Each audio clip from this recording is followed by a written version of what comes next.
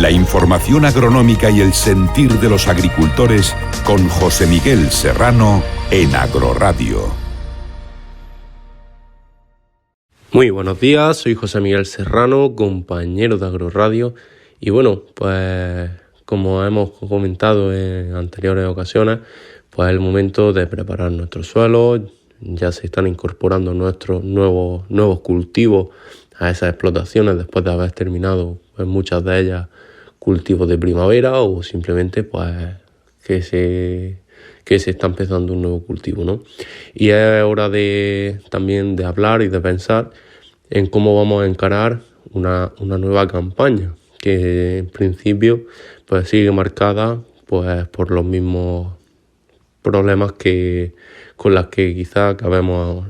hemos ido acabando estas dos últimas campañas, tanto la de otoño como la de primavera, ¿no? El aumento de costes, sobre todo en fertilizantes. Y en el día de hoy pues me gustaría hablar sobre aquellas formas que tenemos para intentar abaratar esos costes en cuanto al gasto de abono. En cuanto al agua, yo creo que también es un coste que en casi todas nuestras comunidades se ha elevado el coste, pues más que nada por el tema de la luz, pero yo creo que ahí es imposible seguir economizando más de lo que ya lo hacemos, porque nuestros cultivos son seres vivos y en aquellos momentos de calor pues necesitan agua para vivir. Pero bueno, en cuanto a eso, pues sí tenemos algún tipo de herramientas como pueden ser los tensiómetros que nos pueden servir, nos pueden dar bastante ayuda en cuanto a optimizar un poco más este recurso, pero como ya digo, yo creo que es imposible optimizarlo más de lo que ya lo hacemos. Pero sí podemos optimizar el gasto de abono, ya que ahí quizás sí vamos un poco más a ciegas, ya que más o menos pues va en base de análisis y demás, y a lo mejor eso no lo hacemos con tanta periodicidad, pero sí hay una serie sobre todo de bacterias que casi que desde el principio, el inicio del cultivo, incluso antes del cultivo, independientemente hay diferentes tipos de productos, unos que se utilizan antes y otros que se utilizan durante, pues al final este tipo de productos van a base de bacterias, ¿no? Y que lo que ayuda a nuestro cultivo a lo largo de todo el ciclo va a ser a la liberación de aquellos nutrientes que tengamos bloqueados en el suelo. Esto lo que va a hacer es liberarlos y ponerlos a disposición de nuestro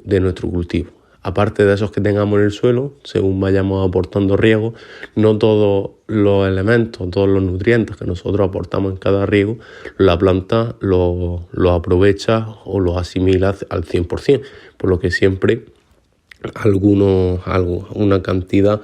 de esa aportación que nosotros realizamos pues queda de forma, por así decirlo, inservible para nuestro cultivo. Entonces lo que nos va a ayudar a este tipo de bacterias es a dárselo a nuestro cultivo, que muchas de ellas entran también en un proceso de simbiosis con la raíz, que lo que hace este proceso es la raíz le aporta a este tipo de bacterias algo y la bacteria le aporta a la raíz algo, ¿no? Eso sería lo que es un proceso de simbiosis. Y siempre pues al final tenemos algún tipo de bacteria específica para una cosa, ¿no? Por ejemplo, las bacterias, los Rhizobium, que son bacterias fijadoras de nitrógeno, pues a la larga pues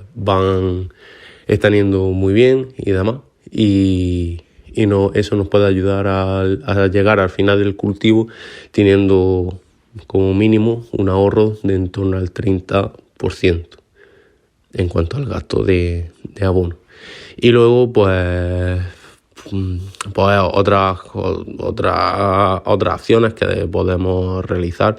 y eso sí está bastante comprobado por muchos agricultores, y es que cuando nosotros ponemos un cultivo recién trasplantado, pues al final contamos de que tenemos una planta muy pequeña, una planta con un sistema radicular todavía muy pequeño, un bulbo húmedo de ese sistema todavía muy pequeño, por lo que fácilmente y no va a perjudicar, yo creo, en nada el cultivo, siempre y cuando tengamos un suelo, por así decirlo, rico, que hayamos triturado las matas del cultivo anterior, que tengamos nuestro suelo con sus aportes periódicos de materia orgánica. Yo creo que no habría ningún problema en estar entre 15 y 20 días después del trasplante, regando con agua sola y a lo mejor hacer pequeños aportes pues con productos como a lo mejor enraizantes o bioestimulantes, que al final es lo que nos interesa en esos momentos iniciales, porque al final, si nosotros contamos que tenemos una planta tan pequeña, con lo poco que pueda tener nuestro suelo, que ya os digo que no va a ser poco, para lo que ese cultivo necesita en ese momento va a ser suficiente, y 20 días sin abono, pues al final también un embolso que nos estamos haciendo, ¿no? Que no estamos ahí haciendo ese gasto al final, pues como he comentado, el del agua, ¿no? Y a lo mejor el de ese producto que en ese momento, a lo mejor en esas 2 semanas, que intentemos aplicarle. Y luego ya a lo largo del cultivo, pues comentado, ese tipo de bacterias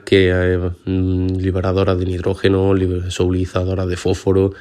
Tenemos de todas, casi todos vienen un pequeño mix que se aporta, y eso a lo largo del cultivo, cuando se termina la campaña, es cuando se ven quizás los resultados o esa reducción de abono que tenemos que hacer. Pero quería comentarlo en el día de hoy, ya que hay que planteárselo antes de encarar una nueva campaña, porque tal como está la cosa, pues al parecer los precios, sobre todo de los abonos, no tienen pinta de bajar, por desgracia. Pero bueno, era lo que quería comentar en el día de hoy, y nada, nos vemos muy pronto y hasta la próxima. La información agronómica y el sentir de los agricultores con José Miguel Serrano en Agroradio.